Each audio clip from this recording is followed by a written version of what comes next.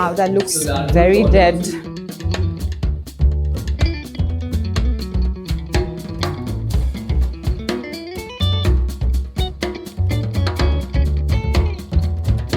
In the background, you got a good day here.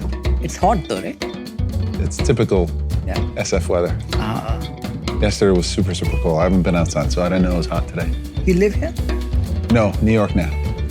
I moved to New York recently, sadly. I like it here more. But Really? parents are in New York, so I wanted to, they're getting older.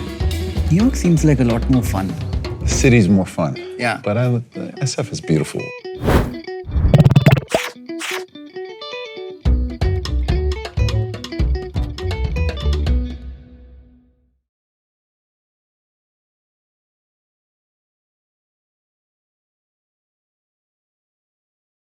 Where are you based?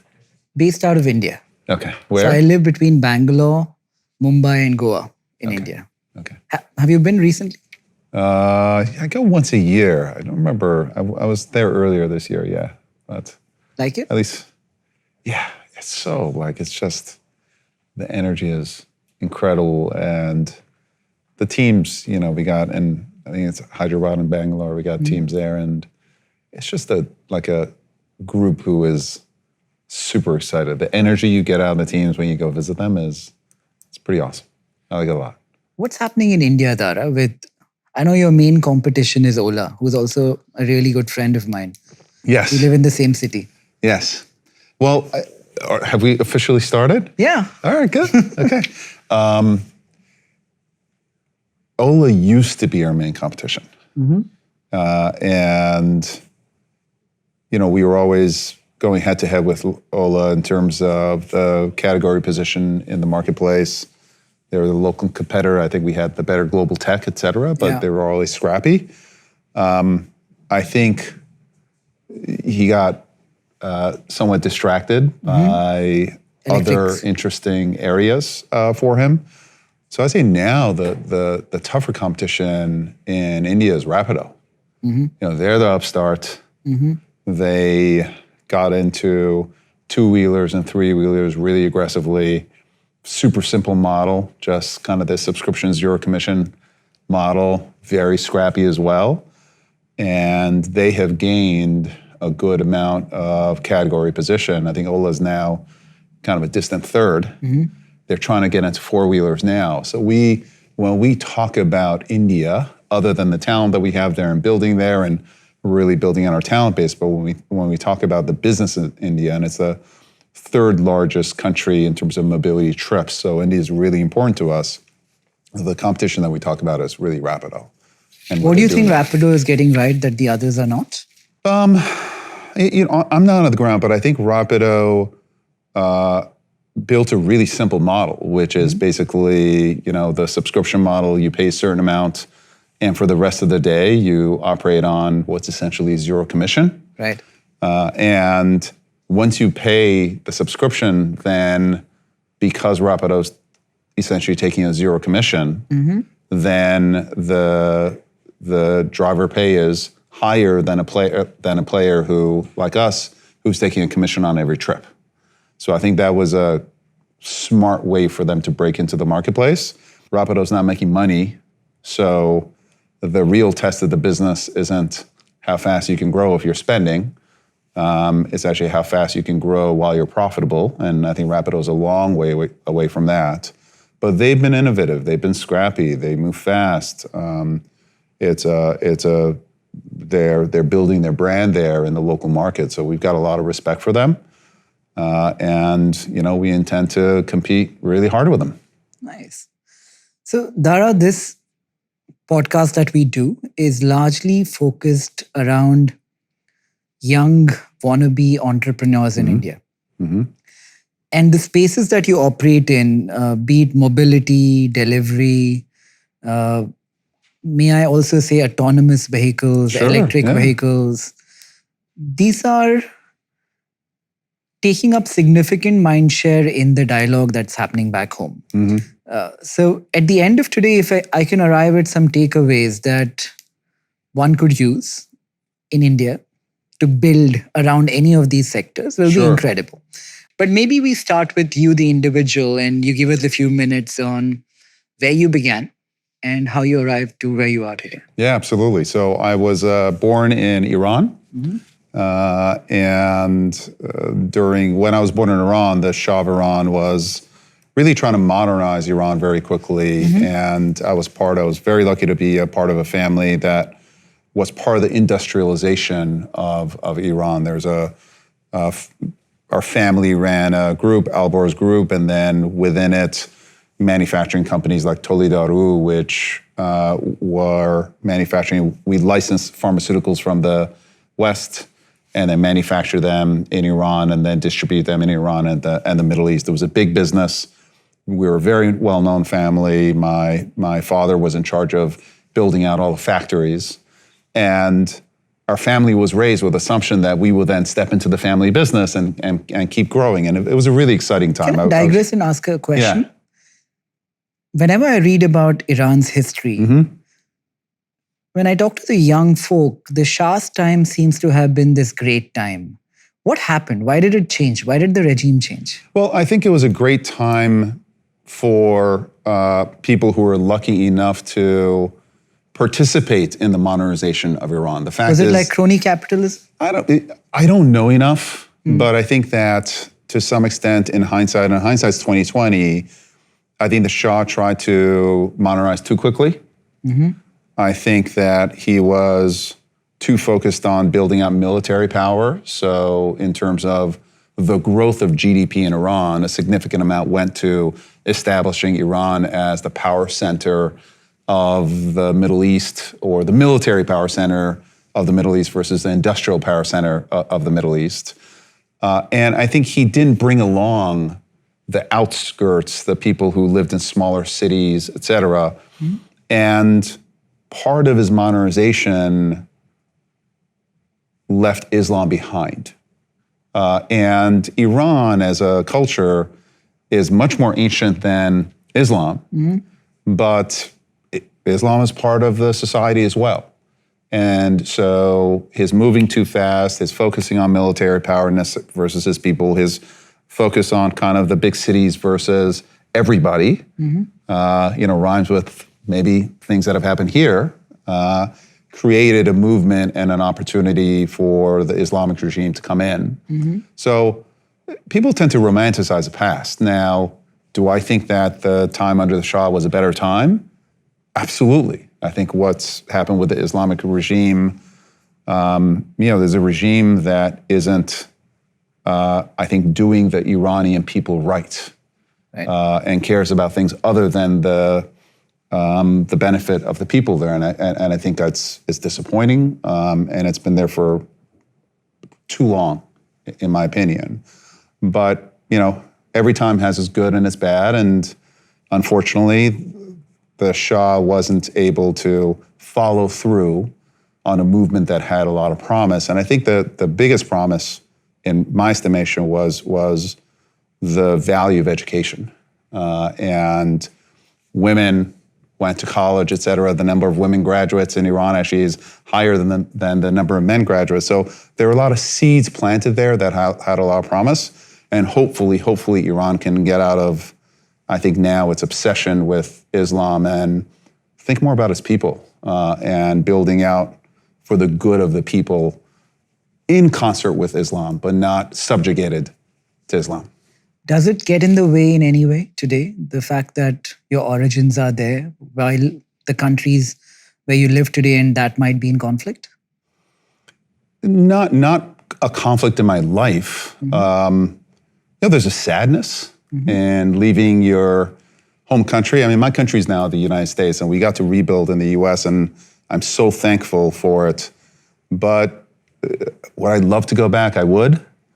But to some extent, the culture of Iran matches the Western culture. It's a group of people who want to build. It's a group of people who value education, who are ambitious. So I don't find it a conflict with who I am now. But there's a part of me that I feel is incomplete and will be incomplete if I never am able to go back to Iran. I have Iranian friends who live in India now. Yes.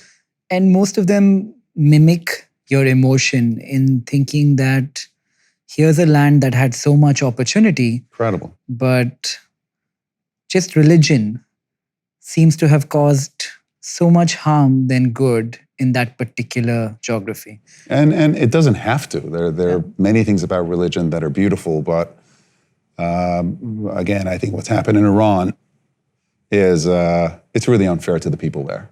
Are you religious, Dara?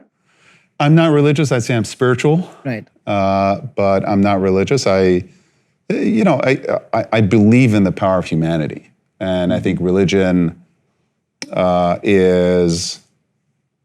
plays to what makes us human and the relationships between us and the deep, deep good in all of us.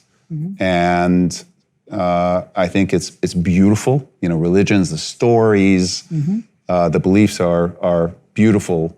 And so I describe myself more as spiritual, but for me, my belief is in the good of humanity. At the very core, do you think that is what religion is? Stories? Great stories? I think, yeah. If you kind of go through there's an intellectual exercise I heard, which is if all of our memory was wiped out, Yeah. and you rebuilt religions on Earth, there's a high probability that the nature of those religions and the stories would be different. If you rebuilt science, the science will come out the same. And so I do think that there are deep truths, there are deep human truths to religion. And those deep truths are unchanging. But each religion are definitely different ways of getting to those similar deep truths. What is spirituality to you? A lot of people ask me if I'm spiritual, and I'm like, what is it? I'm trying to figure out what the word even means to begin with. I think it's a great question. For me, what spirituality means to me is a belief in the goodness of humanity, a belief in, you and I have so little in common in terms of where we came from and maybe our stories, but so much in common. We've sat together in 5 minutes and there's a connection there. And I don't think that connection is because of a logical construct that I'm here to speak to you on a podcast that are, like I'm not faking it, right? There's a connection that we're establishing now, having this discussion. That to me is a spiritual connection. It's not a logical construct. You're not being nice to me because you think you have to be, and vice versa. Instantly you have that rapport. And sometimes, by the way, you don't with certain people. That comes from a spiritual side. And that spirit can be captured for good, and it can be captured for evil as well. So in a way, we're all connected somehow, like trees and roots? Literally, I don't know. But yes, I do think there's a deeper connection within humanity. And listen, there are some people who attribute that to perfectly logical causes, right? The love that you have. Do you have family? Do you have brothers and sisters? Yeah. There are certain people who would say that your, what do you have? Brother. Yeah. Your love for your brother is based on the genetic similarity of you two. So it's actually, while you may ascertain that to a deep love that you have for family, it's actually purely logically based on your existence as a bunch of genes who wants to continue those genes, and your brother has a genetic makeup that's quite similar to you. So what you view as familial love is actually adaptation that is feeding you that familial love. There is a logical explanation to all of this. I kind of choose to acknowledge that, but I view that the outcome of that is spirituality. Now, it may be based on genetic logic between all of us, but I think that the outcome is beautiful, and I'd rather keep it at the spiritual level versus say, it's just us being gene machines that are trying to continue our genes indefinitely. Would make a case for liking people who are genetically similar to us as well? Because we want similar genes to procreate? Yeah, absolutely. I feel a connection to Iran, a deep connection to Iran. Why? I came here when I was 9 years old. We're now back at history, right? Yeah. And I have to say one thing. I was in your old office yesterday. Yes. At Allen & Co. I was meeting somebody for something. And you know Bob Kerry? Yes, I've met him. I don't know Bob very well, but I've met him. Yeah. So they were telling me you should ask Dara. And I said, I'm meeting you the next day. And they were telling me you should ask Dara. When he used to be here, he used to say he doesn't believe in globalization. Is that because genes away from one geography become too far? Boy, that was Bob's takeaway from I don't even remember that. I don't know if I was trying to like upset him or something like that. I don't believe in globalization. I don't know what that means, or I don't know what I meant at the time. But I do think that, again, you could, that connection I have with Iran, I believe is a spiritual connection. I don't know where it comes from because I'm so American, right? I've lived the vast majority of my life as an American. I've been incredibly lucky to be here, but there's a part of me that feels empty if I don't go back. And that's probably a spiritual connection. Again, you could put a genetic underlying cost to it, but I like the story of that being spirituality more. I get that. Yeah. I think I feel that in India strongly. Yeah.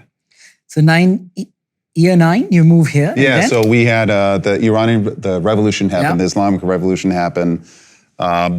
Little story, which is we were intending to stay at one point, but then I think the house across the street from us was related to the Shahsam house, so some Revolutionary Guards wanted to go attack that house, and they jumped over, went through our garden. I think their guns went off, so shots went off, so bullets came through our house.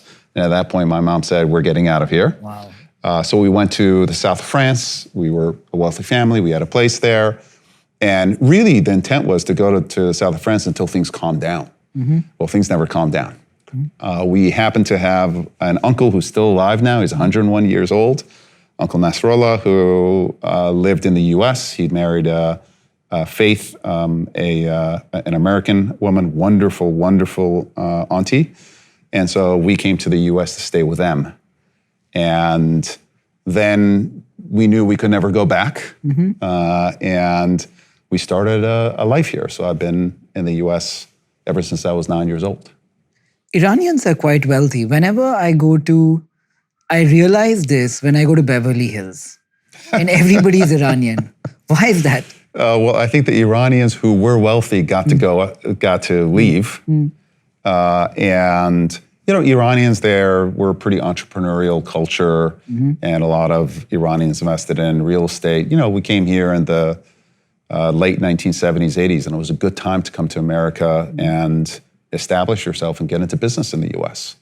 And my family did the same. But it was really, for the kids, I was only 9 years old. I think children are able to adjust to change much more readily. Right. For us, like, America was this magic country where I went from like 3 channels in Iran to 35 channels, cable. I couldn't understand the language very well, but we adjusted really well. And we always had our family around us. But it was much harder for my parents. My father, his whole life was business. And he took a shot at some entrepreneurial businesses. They didn't work out very well. And without work, he kind of didn't have a cause in his life. He went back to Iran because his father was dying. So I didn't see him, I think, between the ages of 13 and 19 because they wouldn't let him out of the country for those 6 years. And my mom, who lived a life of absolute luxury, had to go back to work. She worked as a salesperson at Nordstrom, Celine. And, it was a very, very difficult adjustment for them. But for the kids, we always had family. We got to go to private school, and we got to have the kind of education that then afforded us the opportunities that we've taken advantage of since. So you started school here. Where in America? In Westchester County, New York, about an hour of New York, at a wonderful school called Hackley School. And then I went to Brown University and studied engineering at Brown University. And then I was going to an engineering management program, and I met a commodity trader, a woman in New York City who I completely fell in love with. And I had to find a job in New York City, and the only jobs available in New York City were investment banking jobs. And so that's how I got to Allen and Company that you just talked about. And I worked at Allen and Company for, I think it was like 8 years or so. And one of my clients there was a gentleman named Barry Diller, who's this legendary figure in media and then very much within the internet. And he was a client of mine, and I remember, like, my intention was to stay at Allen and Company forever. It is a great family-run business. Really look out for your clients. You know, it's not the kind of investment bank that's looking for fees. They want to help you build a business. So I thought I was going to be there forever. But then I saw Barry, and I said, if I ever get a chance to work for that guy, I'll take it in a second. Why was that? Why was Barry interesting or Expedia interesting? This was before Expedia. It was all Barry. He was, every time he came into a room, the whole room would light up. It just, the energy that he carried with him was extraordinary. And I'll tell you a little story of when we met. And it's a lesson that I learned in business, was that he was bidding for, he was running a company called QVC, which was home shopping, bidding for Paramount, which was the company that he used to run. So it's like his coming home. And I was the little crappy analyst who was running his deal model. And at one point, you know, the numbers started getting really high. He's like, I want to meet the person who built this deal model. And, you know, usually with these investment banks, you like have a managing director and a vice president and an associate. And he's like, no, I want to meet the person. I want this person to take me through the model. And so he comes in, and I'm like so nervous. I'm about to like die. And he forced me to like take him through every single line of this model so he could understand what he was doing. And the lesson that I learned from him was that every time, you know, the higher up you get in an organization, and it's something that I really think about now, the more procured your version of what's happening in the real world becomes. You have a chief of staff who controls your schedule. And so all the information flow to you becomes controlled. And as the information flow comes up to you, it gets edited and edited and edited, and all the edges leave, and you essentially get access to the information that the organization wants you to have. And the biggest mistakes that I see with businesses is not usually errors of judgment, but you just didn't really know what was going on in the organization. And Barry went right to kind of the source. He didn't want the edited, he didn't want the smooth presentation, this or that. And so he wanted to get it to the source. You know, I did okay, because then he hired me as his banker, and I just fell in love with him. Is that happening to everyone now? Like, what happens to CEOs because of the management teams and so on and so forth? To normal people, is everybody, by virtue of using large language models, today getting a version that if they did it manually, they would have discovered that there are other versions possible? Definitely. Is it making us all stupider? I mean, listen, it's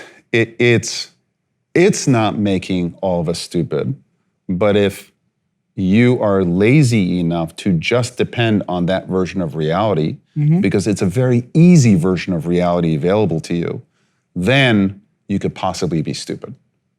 And so that's a sometimes, as in organizations, you know, the organization takes over the flow of information up the organization, et cetera. And one lesson that I learned from Barry is, like, the way you fight that is to create these random matches, et cetera, to fight the organization's need to package everything for you. Because it's the things that you don't know that ultimately, you know, hit you on the side of the head that make you vulnerable. And so it's a very long-winded story, but eventually Barry lost that deal. He then started in partnership with John Malone, who's another kind of legend in the entertainment industry, Home Shopping Network, and started rolling up some other assets. And at that point, he did a big deal with USA Networks. He didn't have any staff to help him out. And at that point, he hired me to be his deal person, and I followed him. So then we kind of took Barry was really interested in the intersection of entertainment with interactivity. And this is like during the AOL days, et cetera. And we actually got lucky because we bought a company called Ticketmaster. I don't know if Ticketmaster operates in India, but like, they would sell. It doesn't, but I remember it. Yeah, and in the olden days, the way that Ticketmaster would sell tickets was either you would go to like a Tower Records store and like wait in line for the Madonna concert, or you would call Ticketmaster, kind of call to get these tickets. And they did a deal with America Online, and whoosh, the volumes went online. And so at that point, Barry and I were like, okay, what else looks like tickets? It's a virtual good, advanced ticketing, reserved seats. What else looks or rhymes with transactions happening either over the phone or, across a desk? And because the transactions are virtual, you don't have shipping costs, et cetera. We didn't want to compete with Jeff Bezos. Let's go after those companies that are offline because we know all this stuff is going to move online. So that led us to, for example, travel. In the olden days, you would go to the travel agency or you would call a travel agent to book travel. Like, that's going to go online. So we started buying businesses that were either offline, that were moving online, or some of the early online travel companies like Expedia.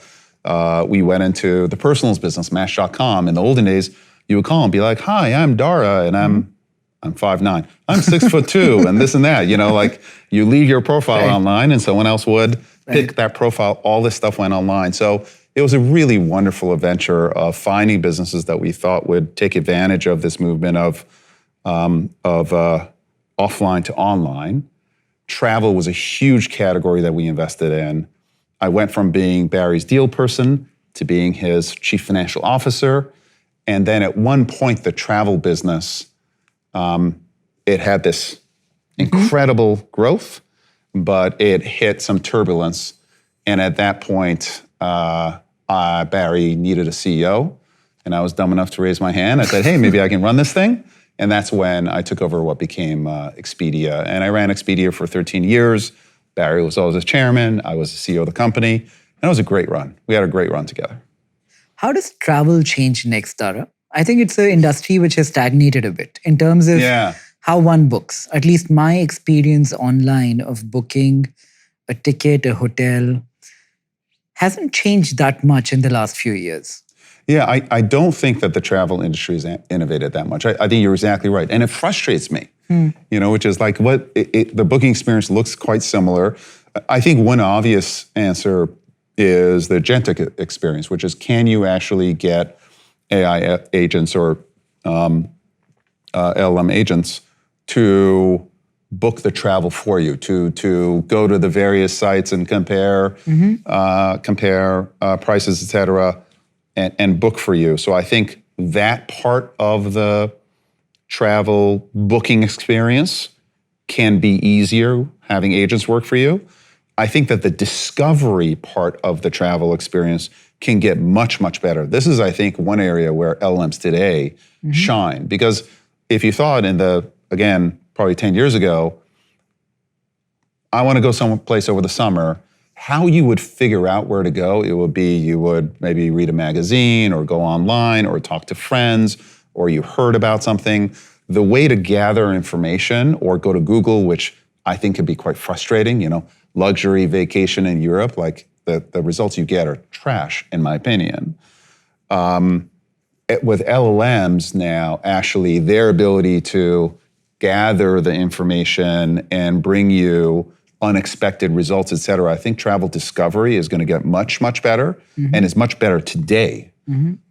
Travel booking, I think agents can help you as well. And then I think one area that I think Uber's really good at that I think the experience can improve significantly is your in-market experience. Why is it that when you land and you take the Uber to your hotel, you even need to check in, right? we have your phone, we know where you are, come into the room, why can't it be you're in room 31E and just go up there, you already checked in and go in. Why do I need to sit there and have the perfectly nice person ask me if I had a nice flight and here's my room, etc. I think the in-market experience is something that hasn't been innovated on at all, and is something that could improve as well. Yeah, I'm able to today discover, say I'm coming to San Francisco. Yes. And I want to figure out which hotel suits my needs. I can enter my taste each time and an agent will recommend something. But is there one place where I don't have to think and an agent can do everything? I don't think there's one solve for it today. No. And there definitely isn't one place today. I do think the cost of a bad decision in travel is very high. Yeah. So I don't think you're going to get to a place, and I'm certainly not going to get to a place where I tell an agent to find me a hotel in San Francisco and just book it. And then, on the day when I arrive there, I'm like, where am I going? Yeah. But I think agents can do a great job of reducing, that list that on Expedia, you look at the 50 hotels and then you're filtering for, maybe where you're looking or the class of hotels. It can collate, it can give you the 3 hotels that you're most likely to like based on your historical experiences. So I think there's this in-between space, and I think agents can do a great job in that in-between space. But I think that final decision, at least for me, is going to be up to you. But that collation, that kind of bringing everything together, that could be of very, very high utility. If you had an idea to build something around travel, sitting on the board of Expedia and running Uber at the same time, where do you build what? I think I would build, I would not go after would not go after the inspiration side, because I think the inspiration side, thank you very much, is going to be served really, really well by an OpenAI or a Google. They're collecting all the information. They're going to have lots of context about who you and I are. And the way people get inspired, it's so disperse, right, that it's going to be very difficult for you to build one service that, let's say, services 70% of your inspiration. And I really do think that Google, OpenAI, other LLMs are going to just get better and better here. But I think the agentic search, booking experience, and then in-market experience to make it a very smooth handoff from one experience to the other, I think that's something that I would focus on, with my Expedia and Uber hat on at the same time. Something interesting to build, though. I feel definitely. Like a lot of opportunity here. It's not solved for at all. Someone's going to get it right. And I do think one challenge in terms of how the industry is constructed right now is that the OTAs, the Booking.coms, the Expedias of the world, they are very self-interested in making sure that you book within their supply base. And at the same time, outside of that supply base, they're organizing a ton of content, prices, et cetera, features and information. So there's utility in that. The ultimate solution is going to be an agent that can sit above it all and can kind of scour the internet and scour all the booking services and then surface the results, which may be a mix and match of all of them for you based on your tastes. So I don't know, actually, and I hope it's Expedia because I'm on the board and I love the company. I hope it'll be Expedia who puts it all together. But there could be kind of an umbrella agent who is truly representing your interest versus Expedia's interest. Now, if Expedia does a great job, they will maybe expand, or they will, over a period of time, amalgamate all the content on the web. So all the travel content on the web, booking content on the web. So that super agent doesn't add much value. When you have an umbrella agent, soon you'll have another and then another. Yeah. So will it come down to who is able to extrapolate your taste? And can someone's taste be deciphered from past data, you think? I think it's going to be a combination of past data I think that you want an agent that will do some exploration for you. So for example, when we are showing you the restaurants that you're likely to want to pick on Uber Eats, if all we show you is the ones that you're most likely to, or based on what you've done in the past, then we're missing that surprise. We're missing that explore. So you want an agent that's a combination of explore and exploit. I think that's going to be, so I don't think it's just going to be on your past taste, but it'll be putting your past taste with other people who look like you and then surprising you with some new choices as well. I think that's ultimately going to be the winner. Ultimately, so much will come down to taste, right? In this world. Well, listen, taste, convenience, price, right? I mean, you and I may be lucky enough where taste is the overriding factor, but there may be context for you, right? If you're coming to San Francisco and it's midweek, you may want a cheap, decent place close to the Uber offices, right? And that's a different context than if you are going to go to Napa for the weekend, where you want an experience either for yourself and friends or loved ones.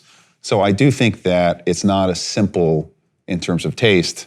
It's based on the context of what you're solving for, your objective function. And your objective function is going to change based on the context of what the goal of that trip is. So Dara, I was trying to define what Uber is today.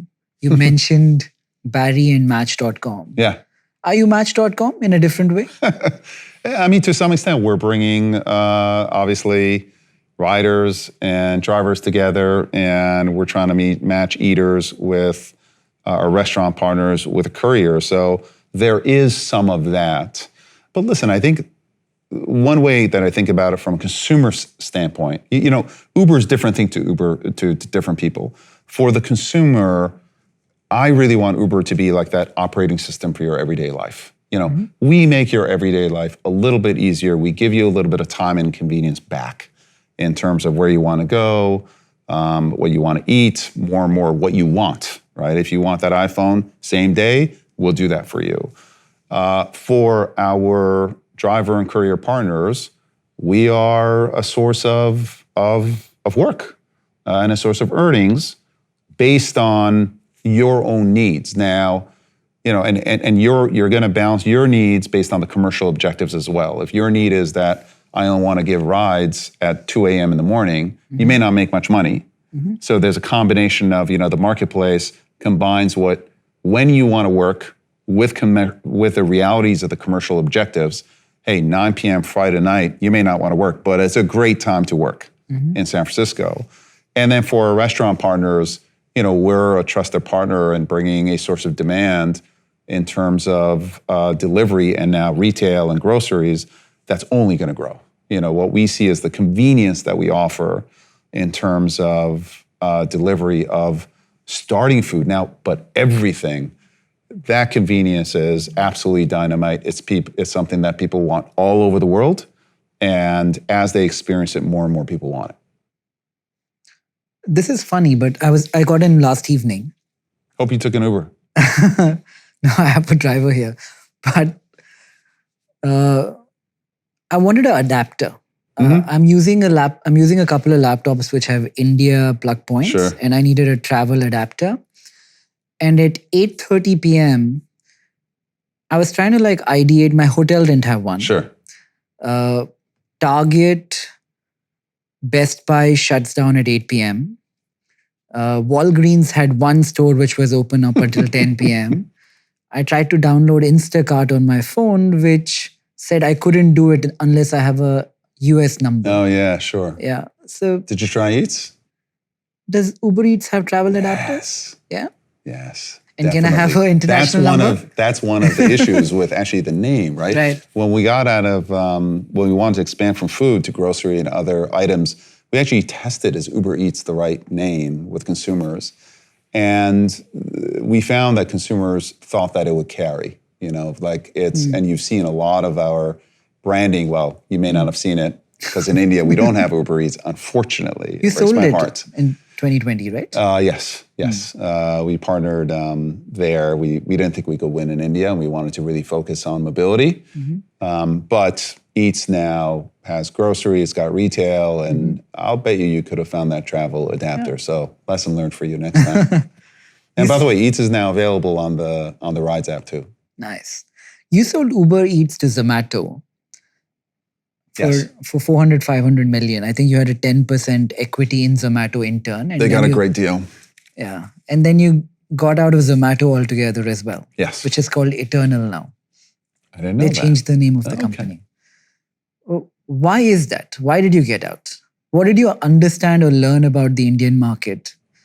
We got out not because of some deep thought as it relates to the Indian market, but my belief that we're not a holding company. We're not an investment company. That is not my core competency to take Uber investors' capital and invest it really well. My competency is to build a big operating business that over a period of time, grows top line, brings in lots of consumers all over the world, and ultimately, throws off a lot of profitability, and we can build a share price. My skill in terms of investment is not going to be a significant factor in the value creation here. So I believe in kind of sticking, could I have had a wonderful intellectual time on trying to determine if I should sell Zomato now or later or 10 years from now? Sure, but that's not my core competence. So I like to stick to my core competence. Would you buy Zomato today? I don't know. I haven't looked at it actually. Right. Yeah. So they've done a great job. The food delivery business, and now the instant grocery business, and like Blinkit, I've heard is actually larger than the core Zomato business was, right? Yeah. So growing faster. Yeah, very much so. So Uber is about 57% mobility, 30% delivery. For today, I'm going to ignore freight because I think it's growing at the lowest pace as well. I get it. Yes. And I'm going to be a 20-year-old boy or girl in India trying to build a business in either mobility, delivery, quick commerce. And maybe we get advice from Dara as to what to build and what the opportunities are. Well, first I'd say don't try to build anything against Uber because we'll kick your ass. And you can buy us later. How big are network effects? Because you're already in so many markets and so big, I'm guessing it's very hard to service a customer who wants to hire a Uber at 3 a.m. and 6 p.m. Yeah. Unless you have network. Yeah. The network effects are very, very significant. Now, and so I do think that to invest in and build the required liquidity on both sides of the market is going to be very, very difficult. Now, the network effects, to some extent, can be local, right? So the liquidity that we have in Bangalore may be different from the liquidity that we have in Hyderabad. So I do think that there's an opportunity, and maybe Rapido took advantage of that opportunity of building out services in smaller cities and then building out liquidity in a way that's not quite as expensive because you're not trying to take on all of India, but go city by city by city and then get into larger cities. They started with, I think, two-wheelers and three-wheelers. They're trying to get into autos, et cetera. So I think if you find a niche where you believe that you can build liquid supply and demand on a local basis, and then you can rinse and repeat that over and over again. It's essentially what Travis did with Uber when he founded it. That is something that could work. And if you get large enough, maybe then, and it might be a different segment, let's say intercity, for example, or some other segment that isn't particularly well served by the Ubers of the world or the Zomatos of the world or some of the other players, then maybe that you can build something that could either compete with them or could be bought by them. That's an interesting insight. I've watched a bunch of your interviews and... I'm sorry. No, they were actually really nice. Thank you. Travis, they say that in society today, as a leader, you're either awe-inspiring, dogmatic, or you're somebody who builds consensus, is more relatable per se. Have you had to project a more relatable image because you have to overcompensate for what Travis was projecting? One thing that I really believe in is I don't think it works if you're trying to be someone other than who you are. People come to me and they ask me for leadership advice, and the first piece of advice that I give them is be true to yourself. Because the minute you're not true to yourself, people will smell that a mile off if you're not authentic. This is a word that people mean, authentic, et cetera. What does it mean? It's just like, be true to who you are. I am the youngest brother of a really big family. Mm-hmm. We have like thousands of cousins around. Mm-hmm. And in Iran, community and family is so important. Mm-hmm. Nobody's the star. And if you're the star, you're going to be put in your place. I'm a fancy CEO mm-hmm. here. But when I go to my family, mm-hmm. I'm just one of the younger cousins and I'm no big deal. And I love it. It's such a relief to be that person who that's my comfort zone.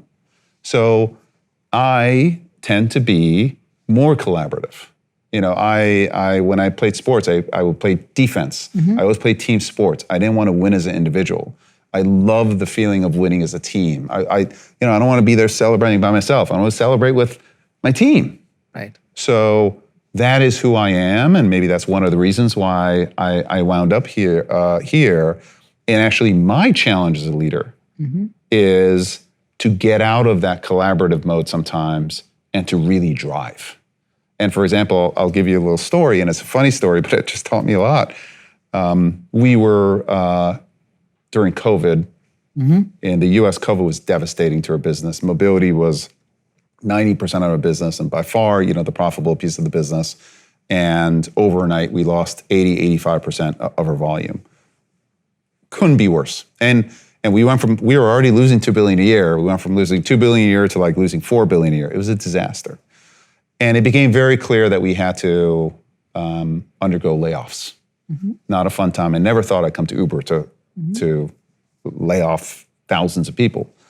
And me, I was talking to my team. What do you think we should do? What are the levels? Where should we? I didn't want to do a peanut butter kind of a layoff, et cetera. I want to be focused. And I would do meeting after meeting after meeting with my team because I wanted them all included and I wanted to hear what they had to say. And Nelson Che, my CFO at the time, we were talking and he's like, Dara, we have a lot of respect for you and you're a really good person. Mm-hmm. And we've talked about this a lot. Why don't you just tell us what you want to do? Because you tell us what you want to do, we're right behind you.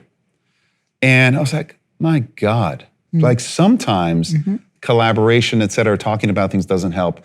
And as a leader, you have to go from from peacetime collaboration mode to wartime, like I am the leader, I'm the general, I'm going to make a decision mode. And there, like, I didn't sleep that much that night, but the next day I got everyone together. I'm like, here's what we're going to do.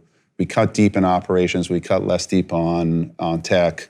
It was very, very difficult, but like we went and everyone was behind me. And while it was a really, really difficult time, to some extent that brought the team together. It allowed Uber Eats to grow to incredible levels. And I think it made us a better company. I would never, ever want to go through that again, but it made us a better company. So for me, my general comfort zone is collaboration, working with the team, listening to the team. But then what I've learned is there are certain circumstances where you have to switch your modes. Mm-hmm. And so I'll switch from collaboration to decision, here's what we're going to do. And because my team sees me listening, collaborating most of the time, I think they give me credit when I say, all right, we're going to go this way. So it's who I am. Yeah. I've been noticing, I might be wrong in this, in a David versus Goliath world, David seems to have started winning quite often, which kind of doesn't make sense because we are largely a trust deficit planet. But a lot of people I know, I think it's weirdly correlated to affluence, want to pick the smaller guy, sure, the smaller brand, individuals over corporations. Mm-hmm. in such a world, I get that relatable makes a lot more sense than awe-inspiring dogmatic. But how does a company like Uber, which is 40 plus billion in revenue and millions of rides and employees and all of that, how do you evolve to project the David image while you already have all of this? I do think that there is, first of all, I feel like David when, we're competing in a technology world of $1 trillion plus companies, right? So while we may be a larger company, I don't feel like we're a big company at Uber. We've done well as a company, but I think there's so much more that we can do. So I see our shortcomings much more than our accomplishments. And I think that there is, it's part of the culture of the company, which is not to overestimate ourselves and to act like a disruptor, et cetera. Do you do that consciously? Project vulnerability? Goliath doesn't look like... I think it's kind of who I am. Yeah. It goes back to my family. My father was like a really modest person. Mm-hmm. And he would, the minute I kind of thought I was hot shit, I don't know if I'm allowed to say that, he'd put me, he would just throw me in my place. So I think part of it is who I am. I think part of it is where Uber came from. Remember, we were the upstarts. This company wouldn't exist if we weren't challenging the status quo. But how do you continue to look like the upstart tomorrow if the world picks David? I hope so. Now I would tell you that internally, we are upstarts, and I want to have that upstart mentality here. We do have to recognize the power that we have. And I do think that's a mistake that Uber made early on, which is we had to fight for our lives. But then at some point, we did get large. We had incredible impact in the cities in which we operated and that does come with responsibility. And so I do think there's this weird kind of dualism about our identity, which is internally we want to feel like upstarts all the time. Like every single day we're fighting for our lives. We hire from a lot of big tech companies and we say come here, you're gonna work your ass off, you'll probably make a little bit less money, but you're gonna the work that you do can truly, an individual engineer at Uber can have huge effect across the company. And that is really cool. And at the same time, the effect that you have on the company also has an effect on society too, because we are big. And so there's this dualism that you have to keep within Uber, which is within these walls, we're gonna act like a startup, but outside of the walls and discussions we have with regulators and discussions that we have with our drivers, our couriers, our restaurants, recognize we're a big company and that does come with responsibility. And it means that just because you can do something doesn't mean you should. This is some advice I want personally. At some point, Uber had different teams attacking different cities for market share. And these teams almost competed with each other and net, it seemed to work well for Uber. I tend to do this very organically with people I have. I don't know if it's good in the long run or bad, but I make them compete with each other. Sure. What have you learned? Does it work? It works as a growth tactic, but it doesn't scale. So to some extent, what you want to do is you want to have these humans and teams compete against each other to hack your way into the best solution possible. Then after they get to that best solution possible, you then have to come in and automate that solution, through algos, through engineering, et cetera. And then what was the frontier becomes a part of the core, and then you move to the next frontier. So that's kind of the design spec that we have. The team is actually very, very entrepreneurial. Uber Teens to some extent was an amalgamation of a bunch of technologies that we built. And our CPO, Sachin, he was obsessed with that idea. He's like, well, we have a bunch of safety functionality here. We can put together teams with our safest drivers. We have tracking functionality here. I'm going to put this whole thing together and hack together what you call this teen solution. And you hack it, you move quickly, you see if there's product market fit, and then once you see the signal that there's product market fit, you do have to systematize it. Because if you don't systematize it, you can't scale. So you have to have both muscles within the organization. But it's a good way to discover something fast. Totally. You don't want to like it. The signal, we don't do this anymore, but at Expedia in the olden days, we like put a button on the website just to see if there's demand for that button, and someone would click it. They'd be like, "Oh, I'm sorry, it's not working right now," and we're just doing it to collect signal. That's the biggest hack possible, right? And once you see that product market fit, you gotta build behind it. And some companies make the mistake of not building behind it, and you can get away with it for a while, but at some point the system falls apart. When you speak about DoorDash, or when you spoke about Zomato right now, you complimented them, praised them. I heard you on interview speaking about how DoorDash went after the suburbs and you guys missed out. You praising competition, is that a way to appear more David in a David versus Goliath world again? It's not an act. Right. I think DoorDash is a really great company. I don't like them. Yeah. But they make us better. And they're a worthy competitor, global competitor. They're beating us right now in the US, but not for long. And we're beating them outside the US. And the two companies going against each other makes both companies better and actually builds a better service for consumers and couriers and restaurants all over the world. I think, the humility that we talked about before, I think that actually creates a strength because you're curious. You're not overconfident. Yeah. You don't think like you're the best in the world. You're curious about what others are doing. And for me, it motivates me and drives me to be better. If I say DoorDash is a good competitor, and they are a good competitor, that's motivation for me and my team to be better. You said outside US you're beating them and they're beating you here. Does India Not as for long though in the US.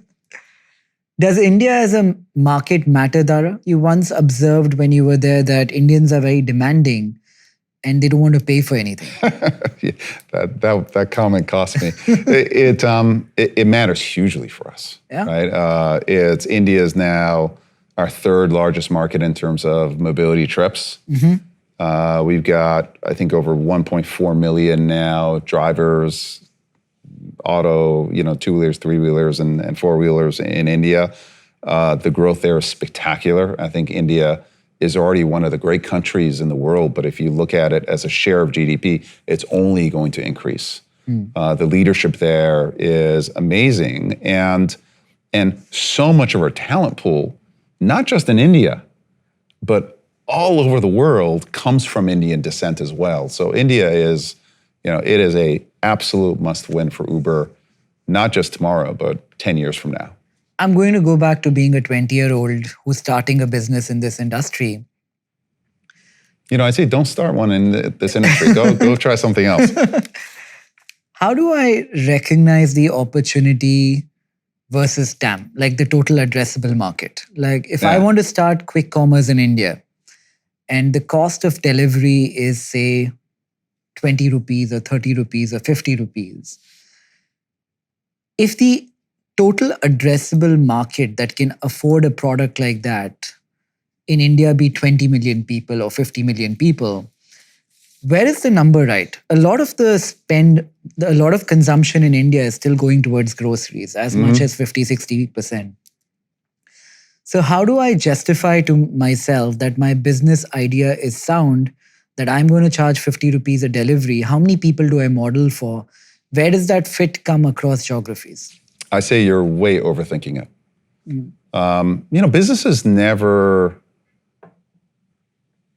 Businesses that succeed are always adapting and adjusting. So what I tell you is, figure out if there's product market fit in that narrow segment, call it the 50. And by the way, if it's narrow, that's great, because then the big players are probably not going to come after it. It's a segment where you can add value, and it's a segment where you can own. And then if you establish product market fit and you build a business there, then you can go to the next area, to the next area, to the next area. But if my market size is only 20 million people who can afford it, still build it? Build it as long as there's product market fit in terms of unit economics that makes sense. And once you get to those 20 million people, you're going to find an adjacency to get into, and then you'll find another adjacency, and you'll find another. But then I'm competing with people like you who already are sitting on the network effects in that market. But the big TAMs are going to be taking. So actually, specifically, you should go after the small TAMs and the small opportunities where you can create a network effect without enormous investments, either in technology or development or monies.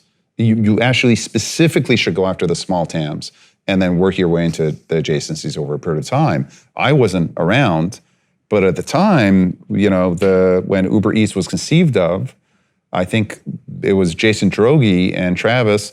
They were like driving around a bunch of cars with burritos in the trunk of that car. It was like a manifestation of mobility, a very close manifestation. And you look at where delivery has gone and how large it's become.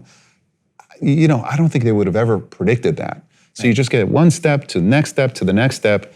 I don't believe in overthinking TAM. I think TAMs are like you build those for IR and you build those to raise money. You may want to create this wonderful dramatic TAM to go raise, a couple of $1 million, but that's not what should be processing through your mind. It should be, can I build a service that has eventually strong unit economics that then I can build on top of? Quick commerce seems to have sidestepped the US for a long time. I think you went to big box retail and then you went to another thing altogether. Yeah. Not necessarily competing on, I will deliver in 6 minutes, I will deliver in 7, and I will deliver in 8. Why is that? Because the cost of labor in the US is too high. So that's my take, which is with quick commerce, you can't automate that much because the cost of the automation doesn't bear out in a small box. So you have to use human labor. And so in markets where the cost of human labor is not there and the concentration of customers isn't there, you get a fail, which is, for example, let's say in the US. Right. I think that GoPuff is making a good run at it, but you look at the development of that market versus Blinkit or some of the other developing markets, it is absolutely working much, much better in lower cost labor markets than it is in high cost labor markets. Is there an arbitrage there because your drivers are not essentially employees? Is there a labor cost arbitrage? Because they're gig workers, they run their own cars, they don't need to be paid benefits, insurance. Yeah, there's a trade-off there, right? Which is we can't tell our drivers when to work, right? So imagine if Starbucks is hiring a barista, they don't go to the barista, hey, show up whenever you want to, and we'll pay you however much a Starbucks barista makes per hour. So you could call it a labor arbitrage. I call it a trade-off, which is the driver and the courier can decide when and where they want to work. That creates cost for us. We then have to build liquidity of supply and demand, and sometimes we will use incentives and or algorithms. For example, surge are circumstances when demand exceeds supply. And in those cases, we have to actually raise prices for that demand in order to attract enough drivers to get out into the market to pick up everyone, arriving at 7 p.m. on a Thursday night at the airport, or when the Warriors game is done. Right.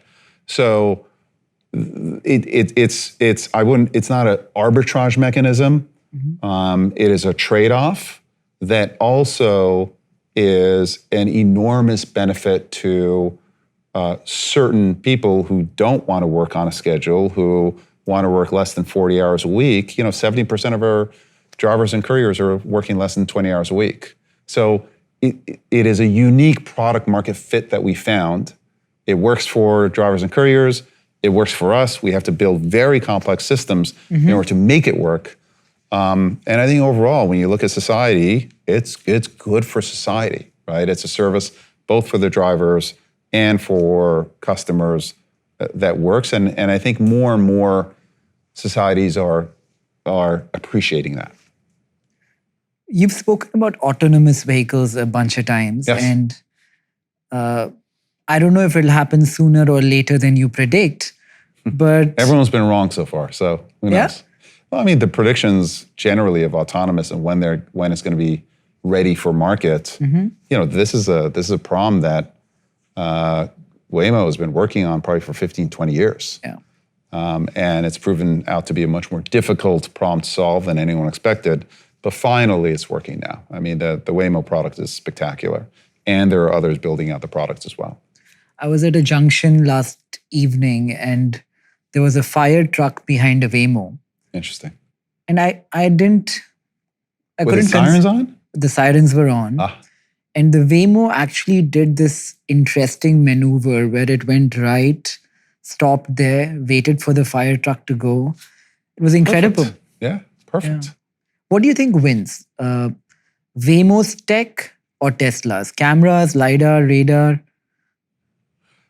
I personally believe that autonomous vehicles have to have superhuman levels of safety. I don't think it's good enough for them to be better than humans. They have to be multiple times better than humans, and Waymo's certainly proven that that's possible. So why not take that shot? I think in the near term it's going to be very difficult, and Elon would tell me I'm wrong, and never bet against him. But it's my instinct that in the near term, it's going to be very difficult to build a camera-only product that has superhuman levels of safety. And again, now, at some point, will it be possible? Quite possibly, yes. But if you can have instrumentation that includes cameras and LiDAR, and the cost of LiDAR, solid-state LiDAR now is $400, $500. Why not include LiDAR as well in order to achieve superhuman safety? So possible, yeah, it will be possible. I don't know when, but is the possible the better product? I'm not sure. All of our partners that we're working with now are using a combination of camera, radar, and LiDAR. And, I personally think that's the right solution, but I could be proven wrong. What happens to Uber's earners if autonomous becomes safer and cheaper? One could argue that putting a human behind a wheel is a disservice because you're putting somebody at risk. At that point, what happens to all the earners who are working with Uber? Well, I think it's not just earners. It's then why should humans drive, right? Society would be, I think there are about 1 million auto-related fatalities in the world, so why not save those lives? I think it's an inevitability for that to happen. So it's not just drivers, but also all drivers, whether professional or not, wouldn't drive anymore. And I think that would be a good outcome for society. I do think we have time. How much between time? I think it's a good 20 years, because right now the autonomous drivers are safer but much more expensive. Even in developed markets that have high labor costs. So for autonomous to come into India is going to take a long time in terms of cost of hardware coming down. So 20 years I'm describing as an end state. Within 10 years, you're going to see a significant number of autonomous vehicles, especially in developed markets. And I think that's a very good thing in terms of safety. And what we're trying to do is make sure we communicate with our drivers appropriately. And it's very, very small at this point. It's a teeny, teeny part of rides in any markets. And we're actively looking to create other work opportunities for those drivers as well. So for example, I'm actually going to go to a meeting later today of a new group that we built, Uber AI Solutions, that is using our gig workers and then other specialist workers as well for, AI labeling, translation, all kinds of needs and products that actually serve these AI models, some of which may be autonomous or not, that ultimately are going to be doing a bunch more of the manual work, not just driving, but the manual work that many workers do today. I was having this debate with a friend of mine back in India, and they were like autonomous for India with the cows and dogs and carts and all of that. But when you think about it, if a computer has a reaction time which is faster than a human, Yes. an autonomous vehicle should do better with more arbitrary things like this at play. Totally. Right? I think it's just a question of training. And if autonomous vehicles can figure out New York City traffic, India traffic is harder, but it's only an issue of training on additional data sets and improving the capabilities there. Yeah, and I don't want to be unfair with this question of what happens in 20 years to earners even if it takes 20 years, because I could extrapolate the same thing for so many industries Absolutely. where AI will disrupt their jobs in 20 years. Yeah, it's a societal issue. Yeah, but what happens to society? What has happened to society repeatedly is that the workforce is adjusted over and over again, right? Every single time when more of manufacturing was automated, there's always this drama of, oh my God, what happens to the people? And people figure it out. And people usually then go to higher value types of labor. And, unemployment rate, our world has more automation today than it ever has been. And unemployment rates are at historical lows in most developed countries.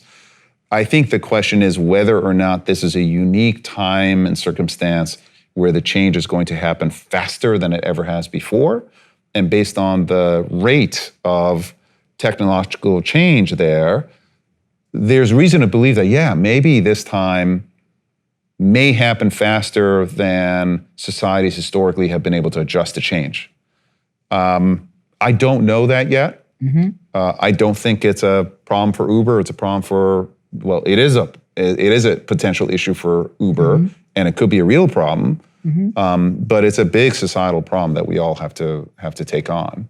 But there's also opportunity there. How can we educate our workforce and bring to them opportunities that ultimately allow them to live the kinds of life that they want to? Our, kind of building Uber AI solutions is one small step in that direction. But believe me, we don't have all the answers. Do you suspect, Dara, that you might lose access to data like you have now? If tomorrow, say Elon's saying that Tesla will not need Uber or even Waymo, I'm guessing a lot of the data is controlled by the hardware and less by who booked the Waymo.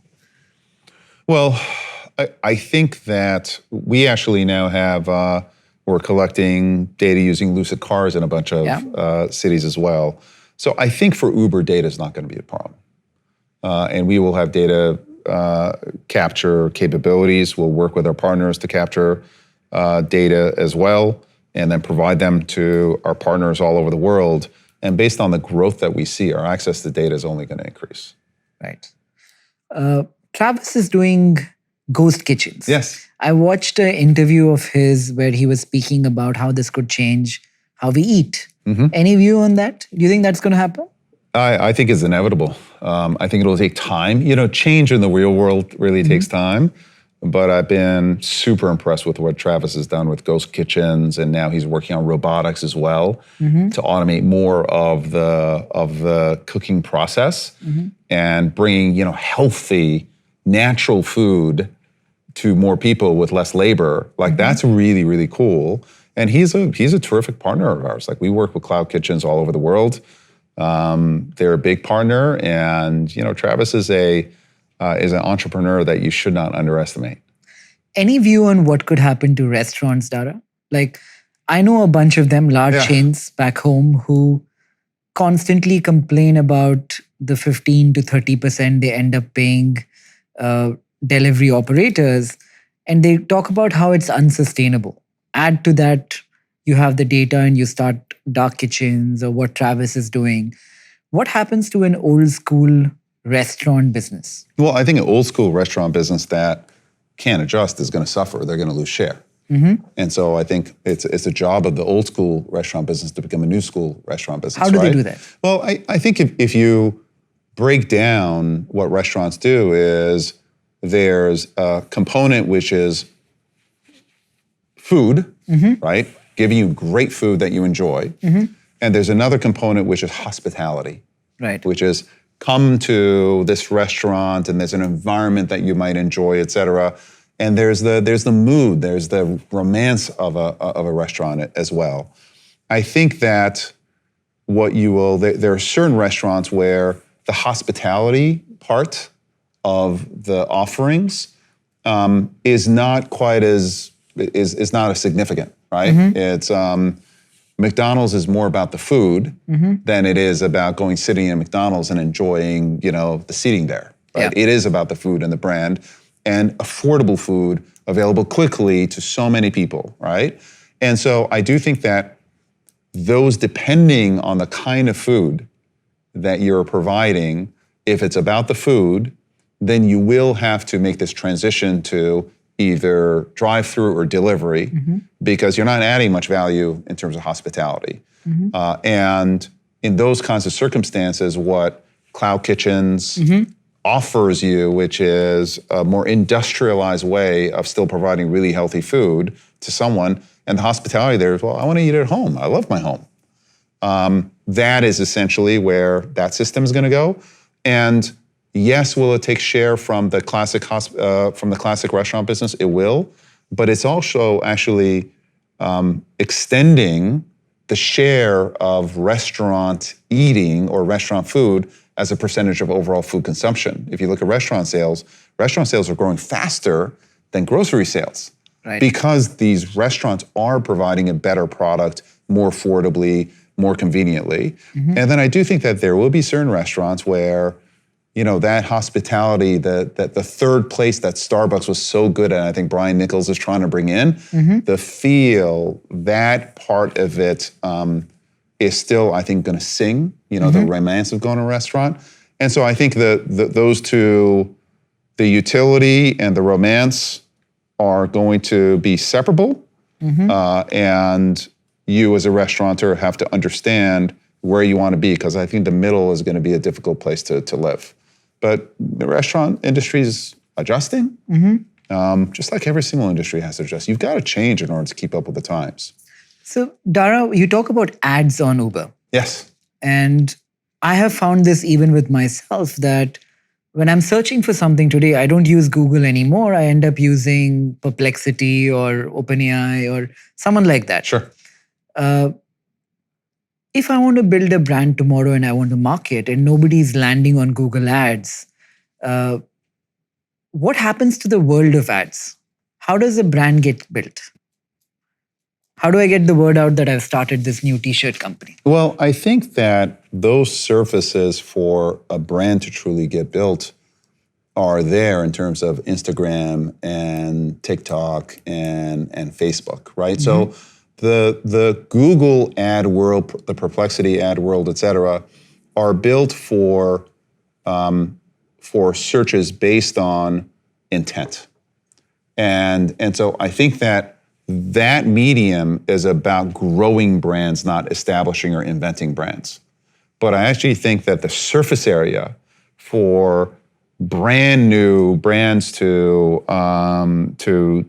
grow and thrive, it's actually greater than it ever has been. I'll tell you a little story of my niece, Liliana. She's incredible.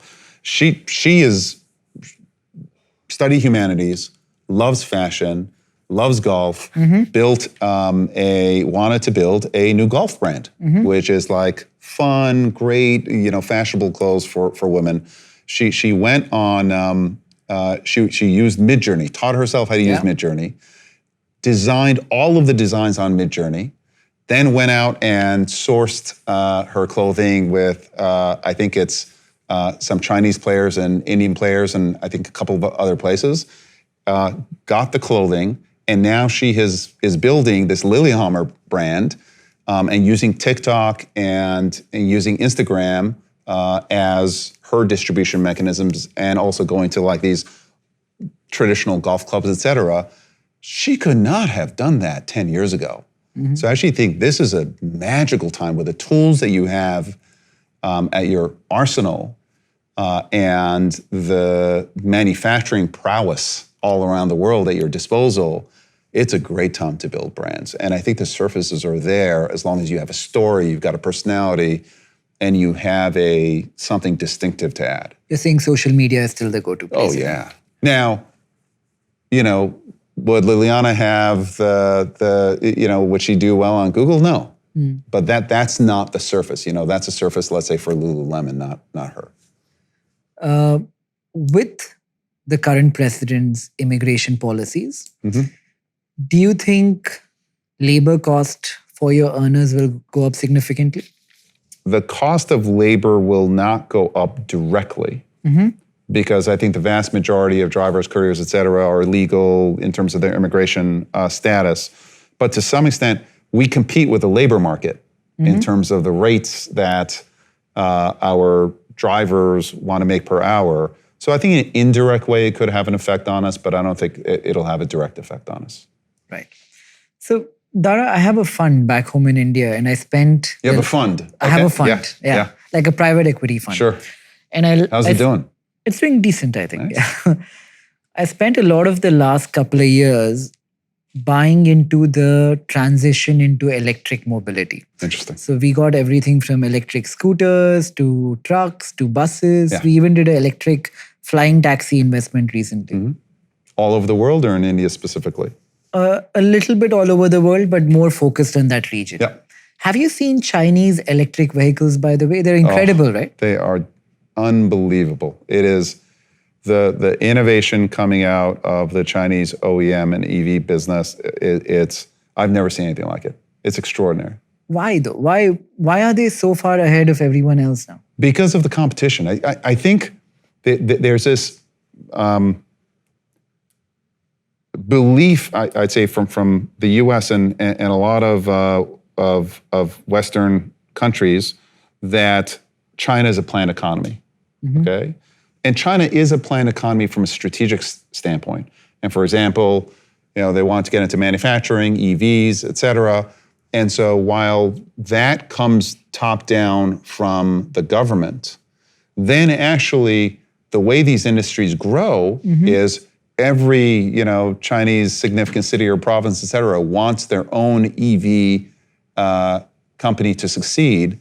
So in China now, there are over 100 OEMs in China, well over 100.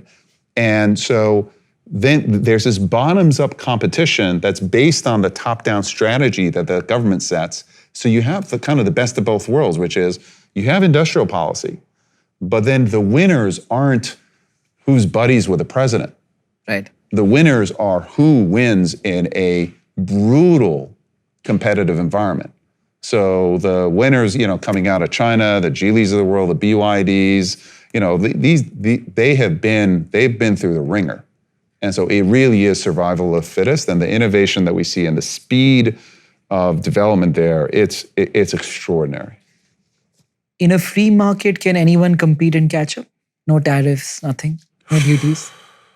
In a free market, can anyone catch up to Chinese China? EVs? Of course, people can catch up. I think that when you look at the Korean manufacturers, there's a ton of talent there. But I think if you look at my expectation is overall share, especially in the EV sector, on a global basis of EVs is going to be going China's way for a while. But individual, innovative OEMs, they're going to do fine. So say I'm a scooter company in India. I don't have the scale that Chinese manufacturers or OEMs have today. How do I compete? Because they're building at 100x scale that I am. I mean, listen, I don't know enough about the Indian industrial sector, but based on the innovation that I see out of India and the talent, there's got to be a way to compete. It's what I see out of India. It's very, very special.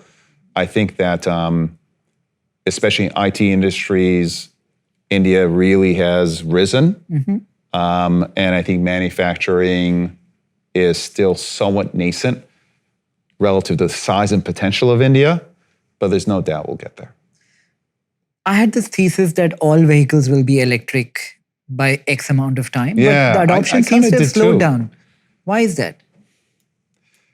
Subsidies are going away. Yeah, so subsidies are going away now. I do think that in Europe and China, it's definitely happening.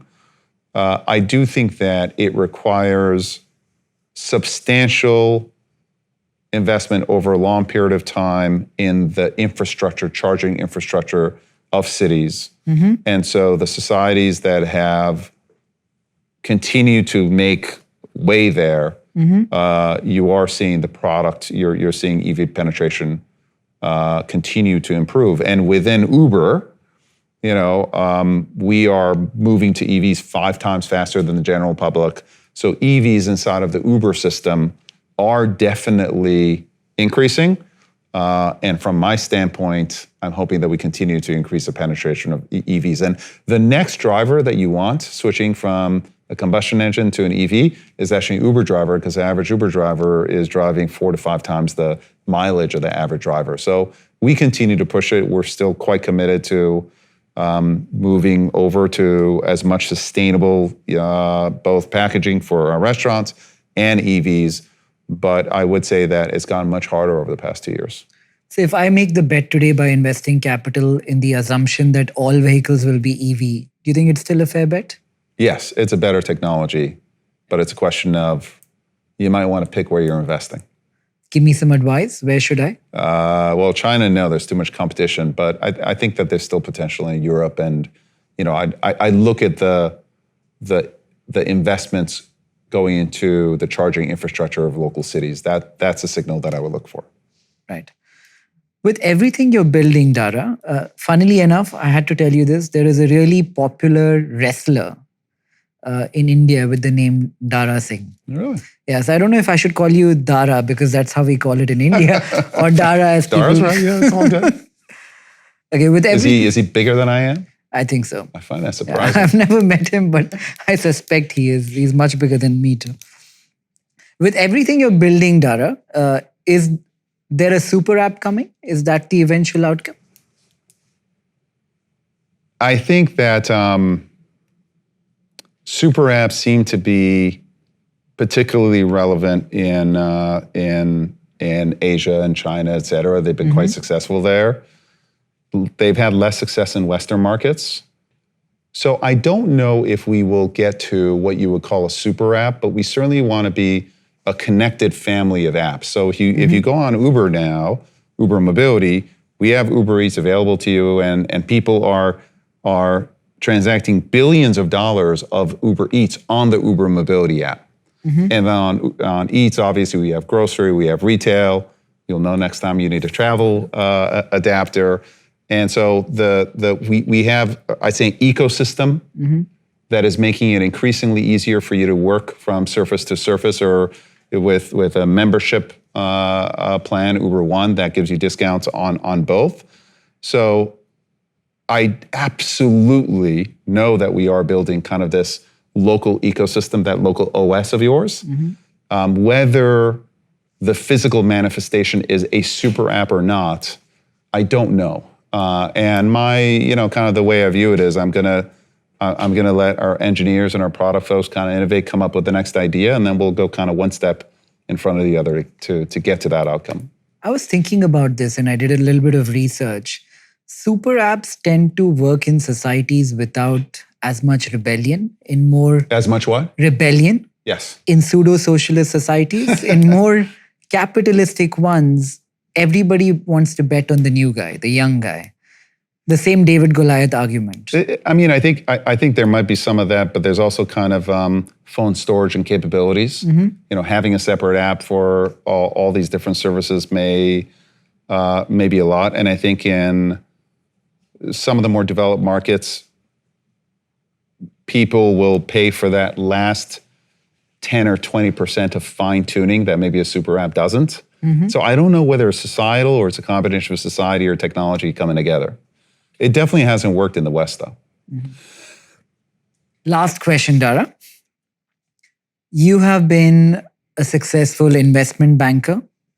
a 2-time CEO, Expedia, Uber, sometimes joining midway and really scaling the company. If you were me, a 20-year-old boy or girl in India, and you had to start afresh, what would you build today and who would you build it with? Who would your co-founder be? So I always think people should know their own limits. I am not a startup person. That's not my skill. I'm a scale person. I'm not the person to kind of start with an idea fresh. And I have enormous respect for those rebels who think that they can do it on their own. My advice would be, I've always said when I give career advice to people is I look for 3 things. One is I want to work for people who I like and I can learn from. Second is I want to go to a place where I as an individual can make a difference. And third, I want to make a difference at a place that matters in the world, is making a difference in the world. And actually that's why like investment banking for me, like great people, I thought I was pretty good, but I didn't get that jazz. I wasn't changing the world. And so then when I saw Barry, I'm like, great, I want to work for him. And we were, really on this path of the changing of the world and hopefully helped it with travel as well. And I was really, I thought I was going to run Expedia for as long as Barry would help me. But then for me, Uber, the thing that really excited me was how important Uber was to the world. And, the difference hopefully that I could make as a CEO. I think a lot of young people, they kind of think too much about like how much money they're going to make or this or that. It's like work for people who you love or respect, make a difference, and try to work at a place that's making a difference. And the rest takes care of itself. Thank you, Dara. This was a lot of fun. Thank you. And hopefully we do it again sometime soon. I think that'd be great. Thank you. Thank you.